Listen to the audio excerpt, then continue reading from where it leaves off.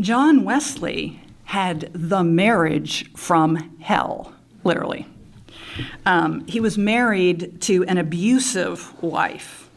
He at the beginning of his ministry, he and his brother Charles, they were both determined to stay single so they could be used by God, but John kind of got lonely and wanted to be married, and he had this accident, and this woman nursed him back to health, and he had the Florence Nightingale syndrome, and he falls in love with her and marries her very quickly without telling Charles, because Charles doesn't want him to get married, and he ends up in a really bad situation.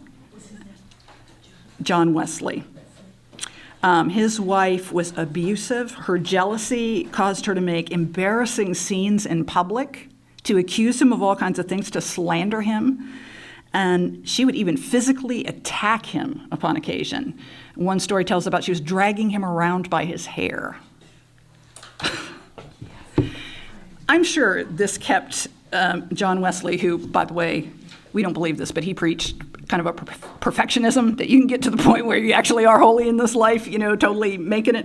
I'm sure it kept him from being judgmental and puffed up with pride, to have this constant thorn in his flesh, constant embarrassment, constant grief in his heart. Eventually, they ended up separating, but they stayed married, and he wrote in his journal, I didn't